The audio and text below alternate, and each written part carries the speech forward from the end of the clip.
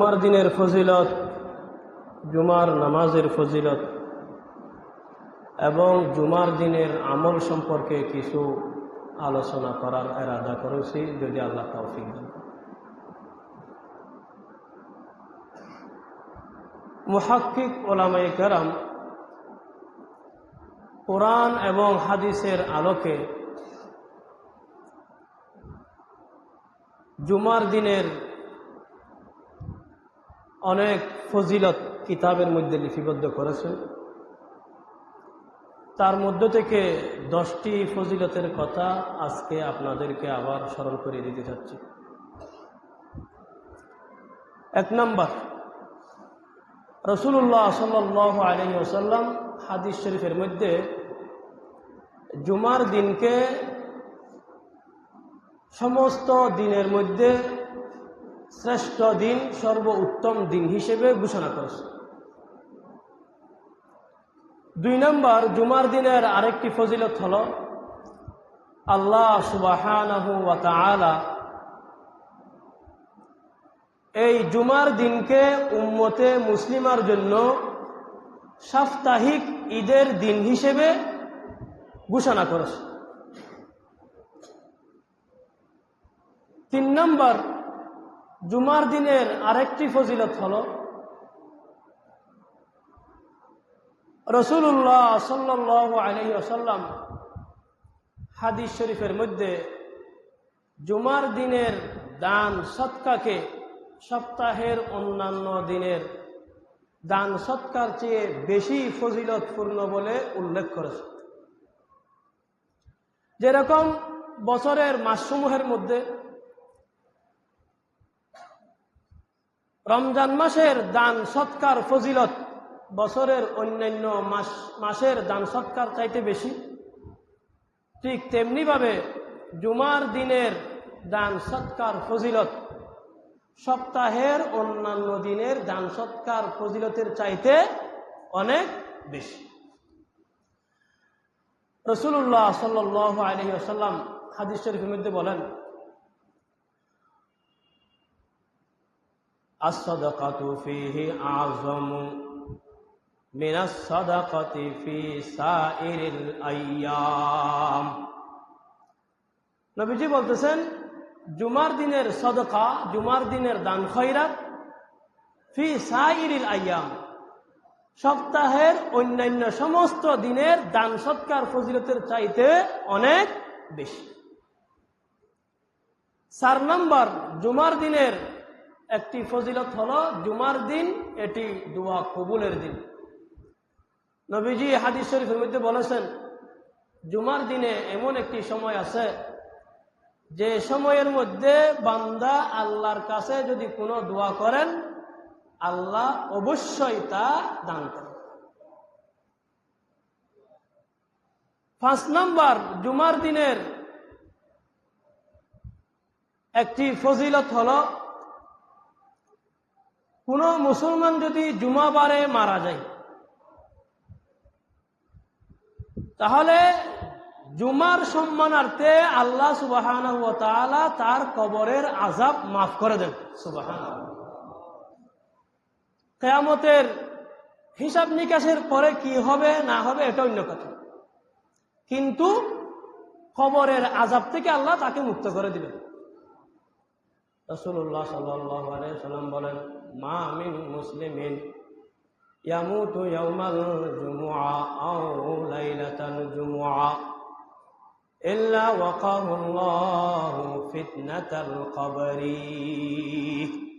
মা মিন মুসলিমিন ইয়ামুতু ইয়াওমাল জুমুআ, যে মুসলমান জুমার দিনে মৃত্যুবরণ করবে, আও লাইলাতাল জুমুআ, অথবা জুমার রাতে মৃত্যুবরণ করবে। জুমার রাত কোনটা?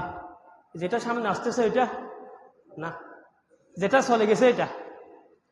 আরবিতে রাত আগে দিন পরে, যেটা গতকাল বৃহস্পতিবার দিবাগত রাত যেটা গেছে এটা জুমার রাত গেছে। সামনে যেটা আসতেছে এটা জুমার রাত না, এটা হলো শনিবারের রাত। রাসূলুল্লাহ সাল্লাল্লাহু আলাইহি ওয়াসাল্লাম বলেন, যে ব্যক্তি জুমার দিনে মারা যাবে অথবা জুমার রাতে মৃত্যুবরণ করবে, ইল্লা ওয়াকাহুল্লাহু ফিতনাতাল কবরি, আল্লাহ তাআলা তাকে কবরের আযাব থেকে মুক্ত করে দিবেন। জুমার দিনের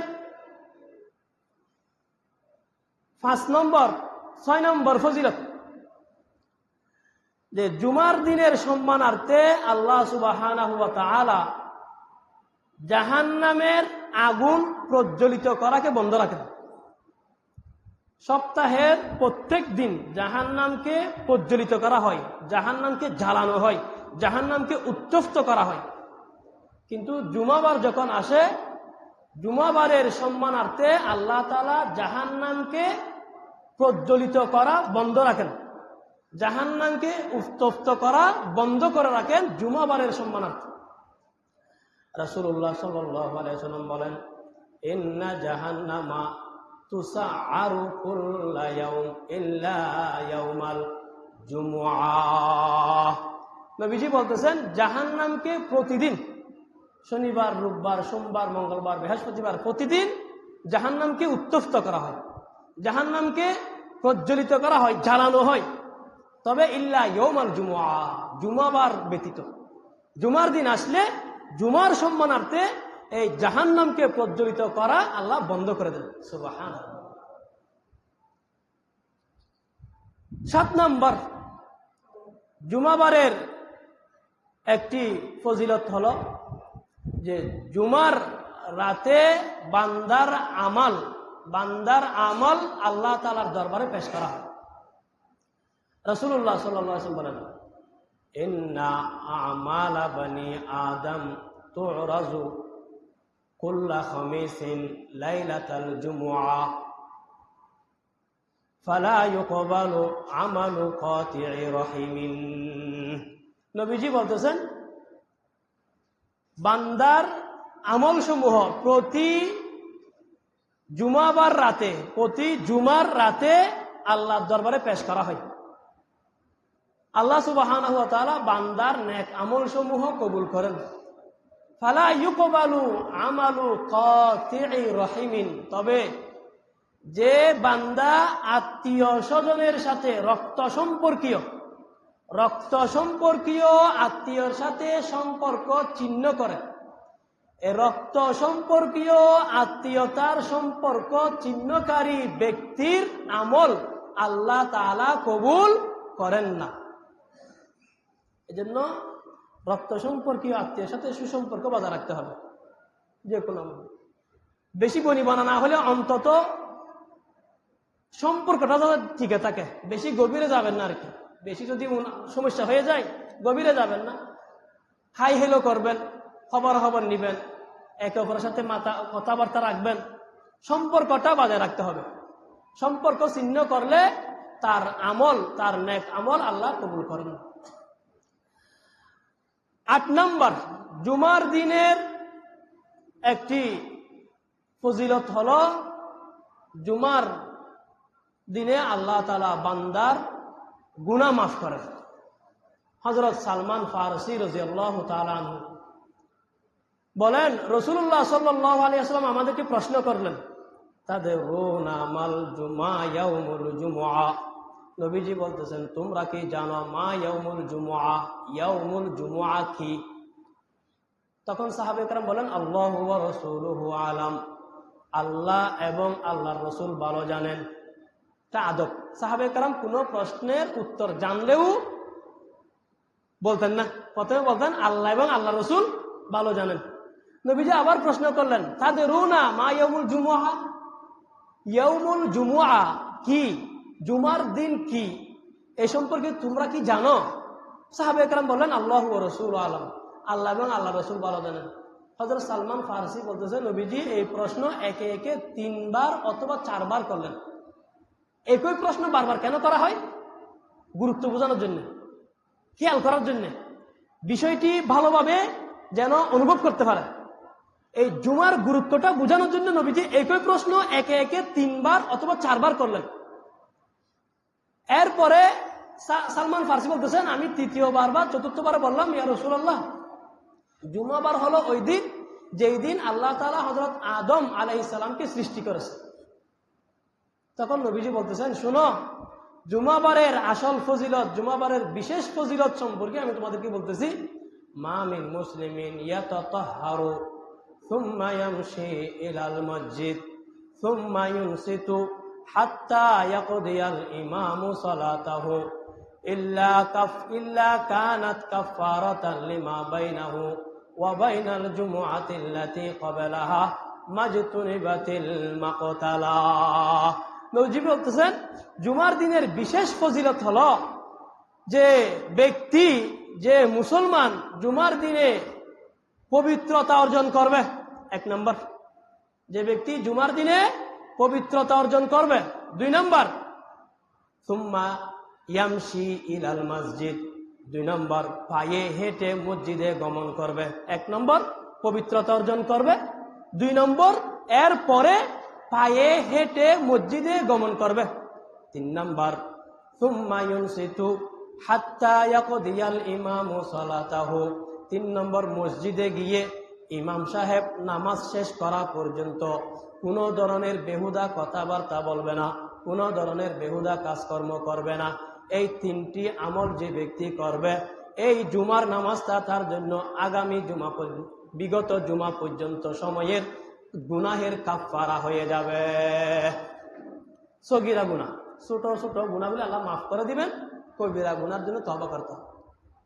তাহলে জুমার দিন এটা গুনাহ মাফ হওয়ার দিন। 9 নম্বর, জুমার দিনের একটি বিশেষ বৈশিষ্ট্য হলো যে মহাপ্রলয়, কিয়ামত। যে কিয়ামত আসলে দুনিয়ার সব রঙ্গ ভঙ্গ হয়ে যাবে, দুনিয়ার সব ব্যস্ততা থেমে যাবে, দুনিয়ার সব আয়োজনের সমাপ্তি ঘটবে। এই মহাপ্রলয়, এই কিয়ামত সংগঠিত হবে এই জুমার দিনে। 10 নম্বর, জুমার দিন এটি পরকালীন জীবনে জান্নাতবাসীদের জন্য অত্যন্ত আনন্দের, অত্যন্ত খুশির এবং মহাপ্রাপ্তির দিন। জান্নাতবাসীদের জন্য এই জুমার দিনটা সবচেয়ে বেশি খুশির দিন, সবচেয়ে বেশি আনন্দের দিন। এই জুমার দিনটা জান্নাতবাসীর জন্য মহাপ্রাপ্তির দিন। হাদিস শরীফের মধ্যে আছে, রাসূলুল্লাহ সাল্লাল্লাহু আলাইহি ওয়াসাল্লাম ইরশাদ করেন যে একদিন আমার কাছে জিবরিল আসলেন। জিবরিলের হাতে একটি আয়না, যাতে একটি কালো দাগ। আমি জিজ্ঞেস করলাম, জিবরিল এটা কি? তো জিবরিল বললেন, এটি হলো জুমার দিন। যে জুমার দিনকে আল্লাহ তাআলা আপনার জন্য এবং আপনার উম্মতের জন্য ঈদের দিন হিসেবে সাব্যস্ত করেছেন। যে জুমার দিনে আল্লাহ তাআলা আপনাদেরকে অন্যান্য জাতির উপর অগ্রগামী করেছেন। এটার মানে কি? আমাদের জন্য সাপ্তাহিক বিশেষ ইবাদতের দিন হলো জুমার দিন।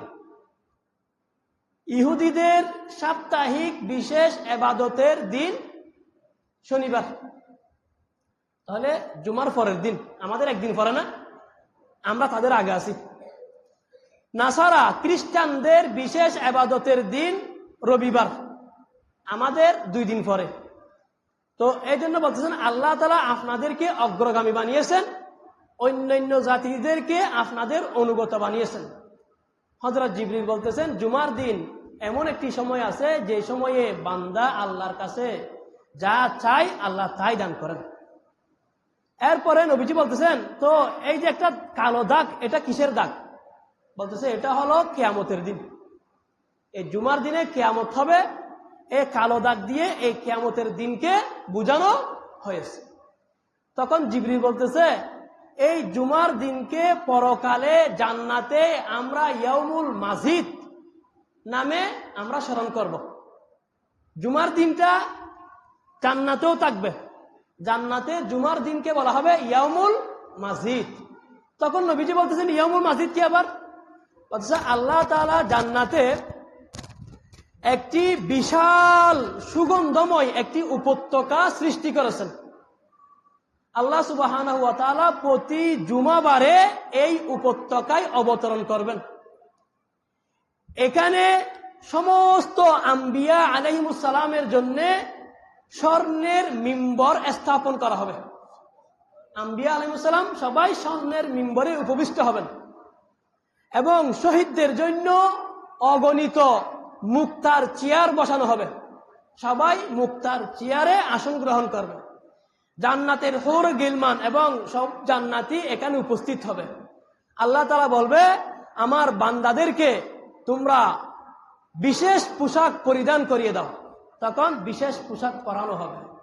বলবে, আমার এই মেহমানদের জন্য বিশেষ খাবারের আয়োজন করো। তখন বিশেষ খাবারের ব্যবস্থা করা হবে। বলা হবে, আমার এই মেহমানদের জন্য বিশেষ পানীয়ের ব্যবস্থা করো। তখন বিশেষ পানীয় সবাইকে পান করানো হবে। এরপর বলা হবে, সবাইকে সুগন্ধি লাগিয়ে দাও। তখন সবাইকে আশ্চর্যজনক সুগন্ধি সবাইকে লাগিয়ে দেওয়া হবে। এরপর আল্লাহ তাআলা প্রশ্ন করবে, ও আমার বান্দারা, তোমরা আমার কাছে কি চাও?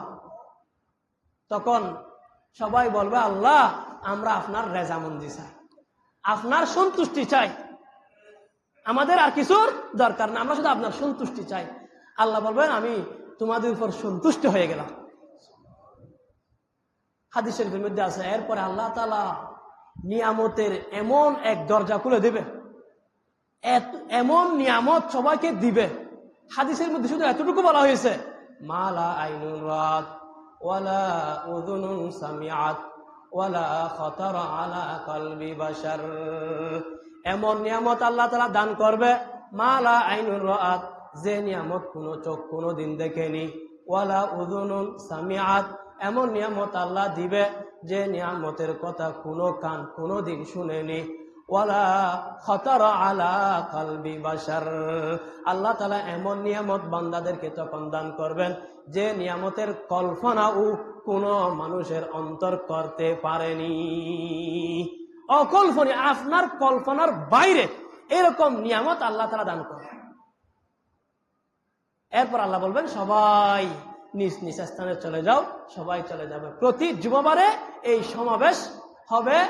এটা জান্নাতে কি হবে? প্রতি জুমাবারে এই সমাবেশ হবে। তাহলে জুমাবার একটা ফজিলত হলো, এই জুমাবার, প্রতি জুমাবার জান্নাতে জান্নাতীদের কি হবে? বিশেষ সমাবেশ অনুষ্ঠিত হবে। এখন জুমার নামাজের কয়েকটি ফজিলতের কথা বলি। জুমার নামাজের একটি বড় ফজিলত হলো, জুমার নামাজের দ্বারা আল্লাহ তাআলা বান্দার গুনাহ মাফ করেন। গুনাহ মাফ করে, গুনাহ মাফ করে, শুধু এটা বলো, গুনাহ মাফ করা, এটা আখিরাতের জীবনে এর চেয়ে বড় আর কি হতে পারে? গুনাহ মাফ। আপনার গুনাহ মাফ হয়ে গেছে তো আপনি সব পেয়ে গেছেন। গুনাহ মাফ হলে আপনি জান্নাত পেয়ে যাচ্ছেন। গুনাহ মাফ হলে আপনি জান্নাতের নাজ নিয়ামত পাচ্ছেন। এই জন্য গুনাহ মাফ হওয়া এর চেয়ে বড় পুরস্কার আর কি হতে পারে?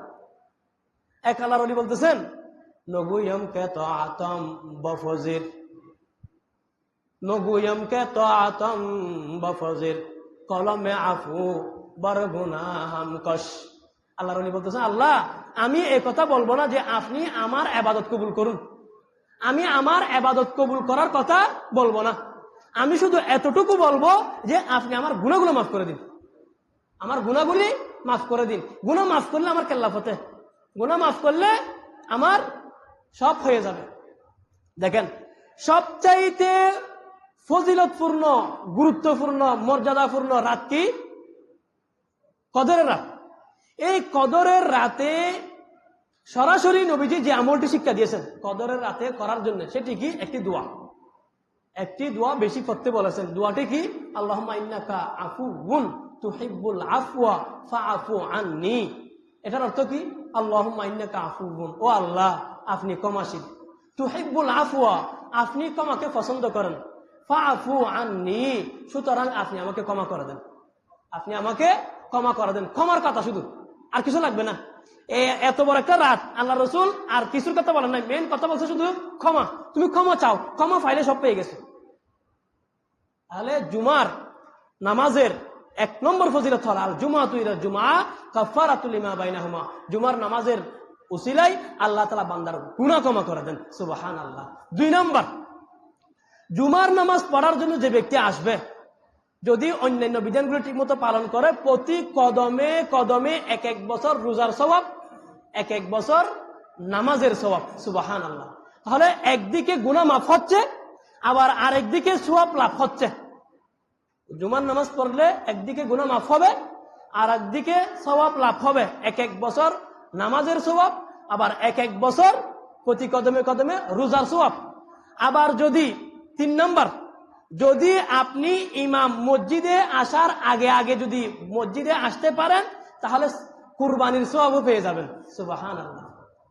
যদি প্রথম পর্যায়ে মসজিদে আসতে পারেন, ইমাম মসজিদে হাজির হওয়ার আগে প্রথম পর্যায়ে যদি মসজিদে আসেন, তাহলে কিসের সওয়াব? উট কুরবানির সওয়াব। দ্বিতীয় পর্যায়ে যদি আসেন, তাহলে গরু কুরবানির সওয়াব।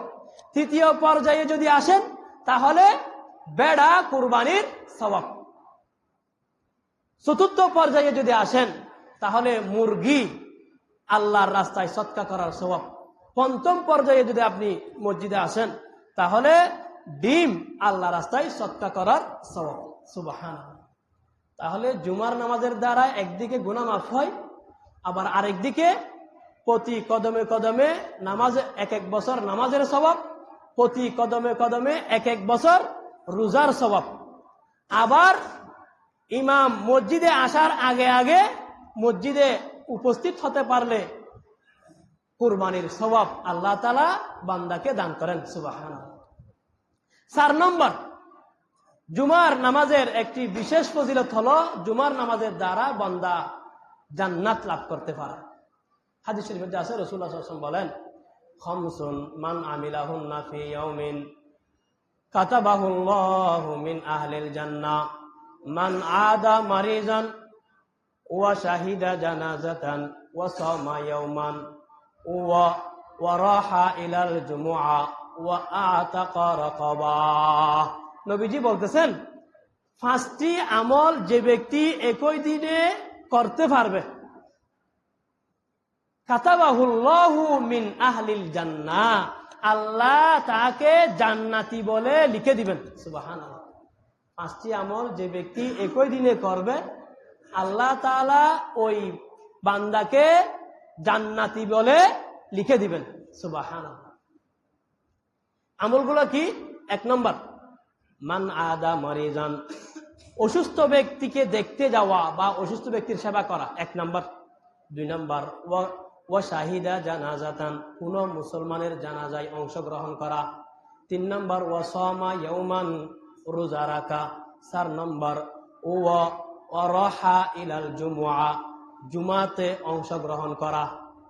5 নম্বর, ওয়া আতাকা রাকাবাতান, গোলাম আজাদ করা। এখন যেহেতু গোলাম বান্দির প্রথা নাই, তাহলে এই একটা বাদ দিলে আছে কয়টা? এই 4টা। অসুস্থ ব্যক্তিকে দেখতে যাওয়া বা সেবা করা। 2 নম্বর, কোন মুসলমানের জানাজায় অংশগ্রহণ করা, যে কোনো মুসলমানের জানাজায় অংশগ্রহণ করা। 3 নম্বর, রোজা রাখা। 4 নম্বর, জুমার নামাজে অংশগ্রহণ করা। তাহলে ওইটা যেহেতু এখন নাই, এই 4টা করলেও আল্লাহ তাআলা এই ফজিলত দান করবে ইনশাআল্লাহ।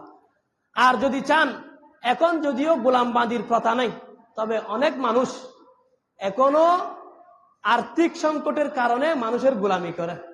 আপনি তাদেরকে চাইলে আর্থিক সাহায্যের মাধ্যমে মানুষের গোলামি থেকে মুক্ত করে এই ফজিলত অর্জন করতে পারেন। তাহলে জুমার নামাজ এটি কত বড় ফজিলতের আমল। আমরা অনেকে এই জুমার নামাজের প্রতি অবহেলা করি। একজন মুসলমানের জন্য জুমার প্রতি অবহেলা এটা কোনোভাবেই তার জন্য জায়েজ হতে পারে না। রাসূলুল্লাহ সাল্লাল্লাহু আলাইহি ওয়াসাল্লাম বলেন, রাওয়াহুল জুমআ ওয়াজিবুন আলা কুল্লি মুহতালিমিন, প্রত্যেক প্রাপ্ত বয়স্ক মুসলমান পুরুষের উপর জুমার নামাজ ফরজ। জুমার নামাজ ফরজ, জুমার নামাজ অত্যন্ত জরুরি। এত জরুরি, রাসূলুল্লাহ সাল্লাল্লাহু আলাইহি ওয়াসাল্লাম হাদিসের মধ্যে বলতেছেন, লাকাদ হামামতু আন আমুরা রাজুলান ইউসাল্লি বিন-নাস সুম্মা উহাররিকা আলা রিজালিন ইয়াতাখাল্লাফুনা আনিল জুমআ বুয়ুতাহুম। নবীজি বলতেছেন, আমার মন চাই আমি একজন ব্যক্তিকে মানুষের ইমামতি করতে বলি, তাকে মানুষের ইমামতিতে দাঁড় করাই দেব, তো আমি কি করব? আমি গিয়ে ওই সমস্ত মানুষের বাড়িঘর জ্বালিয়ে দেব, সুম্মা উহাররিকু, আমি জ্বালিয়ে দেব ওই সমস্ত মানুষের বাড়িঘর, ইয়াতাখাল্লাফুনা আনিল জুমুআ, যারা জুমার নামাজে অংশগ্রহণ করে না। একটু চিন্তা করেন তো, আমাদের নবীজি তিনি কেমন নবী? তিনি রহমতুল লিল আলামিন নবী, তিনি দয়ার নবী, মায়ার নবী। উম্মতের সামান্যতম কষ্ট যিনি সহ্য করতে পারেন না, উম্মতকে জাহান্নাম থেকে বাঁচানোর জন্য কান্না করতে করতে সারা জীবন শেষ করে দিয়েছেন। তিনি বলতেছেন আমার মন চায় আমি তাদের ঘর জ্বালিয়ে দিই যারা জুমার নামাজে শরীক হয় না। তাহলে জুমার নামাজটা কত গুরুত্বপূর্ণ। এরকম একজন দয়ার নবী, রহমতের নবী, তিনি কত পাষাণ হয়ে যাচ্ছেন জুমা তরককারীদের উপর। জন্য একজন মুসলমান কখনো জুমার নামাজ ছাড়তে পারে না। নবীজি বলতেছেন মান সামিআন নিদা ফালাম ইয়াতিহা সুম্মা সামিআহু ফালাম ইয়াতিহা সুম্মা সামিআহু ফালাম ইয়াতিহা তাবা আল্লাহু আলা কলবি ওয়া জাআলা কলবাহু কলবা মুনাফিক। নবীজি বলতেছেন যে ব্যক্তি জুমার আজান কানে শুনেছে, জুমার নাম আজান শুনে তারপরে জুমায় শরীক হলো না, এরকম আরেকবার জুমার আজান শুনলো, সে জুমায় শরীক হলো না, জুমার আজান শুনলো, জুমায় শরীক হলো না, যদি একে একে 3 বার হয় তবে আল্লাহ আলা কলবি, আল্লাহ তার অন্তরে মোহর মেরে দিবেন। ও জাআলা কলবাহু কলবা মুনাফিক, আল্লাহ তার কলবটাকে, তার অন্তরটাকে মুনাফিকের অন্তরে পরিণত করে দিবেন। নাউজুবিল্লাহ। এজন্য জুমার নামাজের প্রতি আমরা কখনো কোনোভাবেই অবহেলা করব না। জুমার দিনের আমল সমূহের মধ্য থেকে 10টি আমলের কথা আমি আপনাদেরকে স্মরণ করিয়ে দিচ্ছি। জুমার দিনের আমল সমূহের মধ্যে একটি আমল হলো জুমার দিনে বেশি বেশি দরুদ পাঠ করা। আমরা জুমার দিনে বেশি বেশি দরুদ পাঠ করব। গত জুমায় আমরা 500 বার কারো হয়েছে, কেউ আছে এরকম? আমরা মাশাআল্লাহ আল্লাহর বান্দা পাওয়া গেছে কয়েকজন। আল্লাহ তাআলা আমাদের সবাইকে তৌফিক দান করুন। আমরা আজকে হিম্মত করি যে আজকে আমরা অবশ্যই 500 বার দরুদ পড়ব নবীজির মহব্বত নিয়ে, সাল্লাল্লাহু আলাইহি ওয়াসাল্লাম, সাল্লাল্লাহু আলাইহি ওয়াসাল্লাম। বেশি সময় লাগবে না, একটু হিম্মতের ব্যাপার। হিম্মত করেন, ইনশাআল্লাহ আজকে আমরা অবশ্যই 500 বার দরুদ পাঠ করব। এভাবে প্রতি জুমায় আমরা বেশি বেশি দরুদ পাঠ করব, 1 নম্বর। 2 নম্বর, জুমার দিনের একটি বিশেষ আমল হলো সূরা কাহফ তিলাওয়াত করা। নবীজি বলেন মান ক্বারা সূরাতাল কাহফি ফি ইয়াউমিল জুমআ আদা লাহু মিনান নূরি মা বাইনাল জুমআতাইন। যে ব্যক্তি জুমার দিনে সূরা কাহফ তিলাওয়াত করবে, আল্লাহ তাআলা তার জন্য পরবর্তী জুমা পর্যন্ত একটি বিশেষ নূর দান করবে। সুবহানাল্লাহ। 2 নম্বর। 3 নম্বর, জুমার দিনের একটি বিশেষ আমল হলো মিসওয়াক করা। মিসওয়াক এটা প্রতিদিনের আমল, তবে জুমার দিনের এটা স্পেশাল আমল। নবীজি বলেছেন আলাইকুম বিসওয়াক, জুমার দিনের হাদিসের মধ্যে বলেছেন আলাইকুম বিসওয়াক, তোমরা অবশ্যই অবশ্যই মিসওয়াক করবে, অবশ্যই মিসওয়াক করবে। 4 নম্বর, জুমার দিনের একটি বিশেষ আমল হলো জুমার দিনে গোসল করা। জুমার দিনের যে হাদিসগুলো রয়েছে, এখানে অনেক হাদিসের মধ্যে জুমার দিনে গোসল করার কথা বলা হয়েছে। 4 নম্বর। 5 নম্বর, জুমার দিনের একটি বিশেষ আমল হলো জুমার দিনে নিজের কাপড় চোপড়ের মধ্যে যে কাপড়টি বেশি ভালো, উত্তম, পরিষ্কার পরিচ্ছন্ন, নিজের কাপড় চোপড়ের মধ্যে থেকে উত্তম কাপড়, ভালো কাপড়, সুন্দর কাপড় পরিধান করা। 6 নম্বর, জুমার দিনের একটি বিশেষ আমল হলো আতর, খুশবু লাগানো। আতর লাগানো, খুশবু লাগানো, এটি জুমার দিনের বিশেষ আমল। এবং মসজিদকে সুগন্ধময় করা, এটাও জুমার দিনের একটি বিশেষ আমল। এটা তো আমাদের নাই বললে চলে। মসজিদকে সুগন্ধময় করা, হযরত ওমর রাদিয়াল্লাহু আনহু জুমার দিনে মসজিদকে সুগন্ধময় করার নির্দেশ দিতেন, যেন মসজিদকে সুগন্ধময় করার চেষ্টা করব, নিজেও সুগন্ধময় হয়ে মসজিদে আসব। 7 নম্বর, জুমার দিনের একটি বিশেষ আমল হলো গোসল করে, কাপড় চোপড় পরিধান করে আগে আগে, একদম আজানের আগে আগে মসজিদে চলে আসা। আজানের আগে আগে মসজিদে চলে আসা, এটা জুমার দিনের বিশেষ আমল। যদি আজানের আগে আসতেও না পারেন, আজান যদি হয়ে যায়, তখন তো আর কোনো কিছু করার সুযোগ নেই। আজান হওয়ার সাথে সাথে বেচা কিনা দুনিয়াবি সমস্ত কাজকর্ম বন্ধ করে সাথে সাথে মসজিদের দিকে রওনা হয়ে যেতে হবে। 7 নম্বর, আগে আগে মসজিদে চলা। 8 নম্বর, জুমার দিন পায়ে হেঁটে মসজিদে যাওয়া। পায়ে হেঁটে মসজিদে যাওয়া এটা জুমার দিনের বিশেষ আমল। কোনো কিছুতে আরোহণ না করা, উজর ছাড়া পায়ে হেঁটে মসজিদে আসা, প্রতি কদমে কদমে আপনার 1 বছর রোজা এবং 1 বছর নামাজের সওয়াব লেখা হবে। 9 নম্বর, জুমার দিন মসজিদে এসে আপনি দেখতেছেন আপনার আগে মোটামুটি মসজিদ ফিল আপ হয়ে গেছে, সামনে মুসল্লি ভর্তি হয়ে গেছে, তাহলে মানুষকে কষ্ট দিয়ে, মানুষের গাড়ির উপর দিয়ে দিয়ে সামনে যাওয়ার চেষ্টা না করা। নবীজি বলেন, মান তাখাত্তা রিকাবান নাস ইয়াউমাল জুমুআ উত্তুখিযা জিসরান ইলা জাহান্নামা।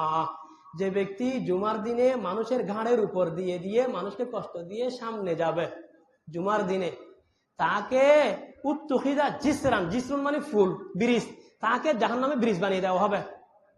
জাহান্নামে মানুষ তার উপর দিয়ে হাঁটবে। নাউজুবিল্লাহ।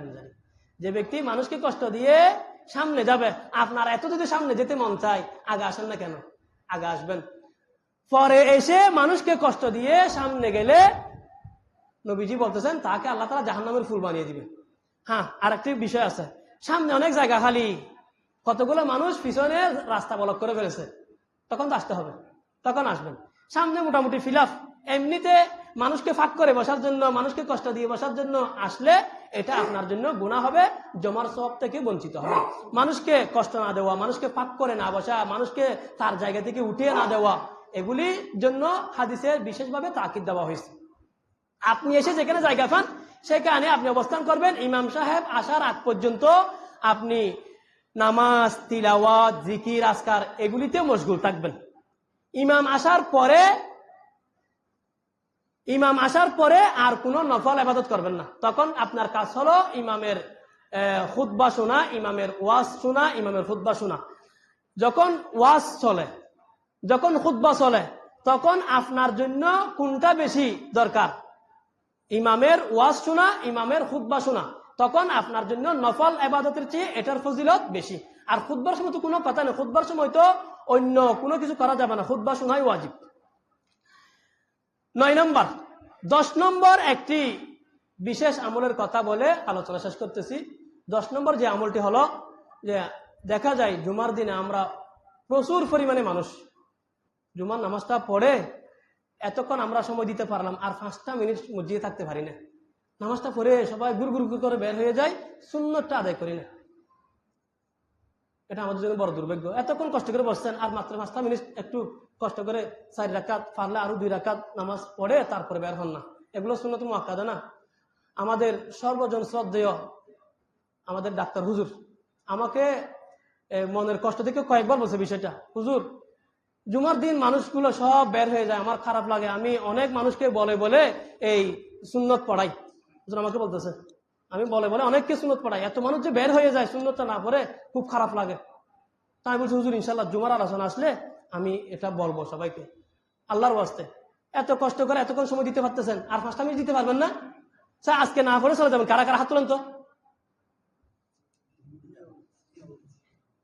জুমার দিন জুমা পড়ে কষ্ট করে আর 5টা মিনিট আমরা এই কি করব, সময় দিয়ে সুন্নত গুলো আদায় করব। হাদিস শুনাই, মুসলিম শরীফের হাদিস, হযরত আবু হুরায়রা রাদিয়াল্লাহু তাআলা আনহু বর্ণনা করতেছেন, রাসূলুল্লাহ সাল্লাল্লাহু আলাইহি ওয়াসাল্লাম বলেন, ইযা সাল্লা আহাদুকুম ইয়াউমাল জুমুআ, ইযা সাল্লা আহাদুকুমুল জুমুআ, তোমাদের কেউ যখন জুমার নামাজ আদায় করবে, তোমাদের কেউ যখন জুমার নামাজ আদায় করবে, ফাল ইউসাল্লি বা'দাহা আরবাআন, ফাল ইউসাল্লি বা'দাহা আরবাআন, সে যেন বা'দাহা জুমার পরে আরবা, আরবা মানে কত?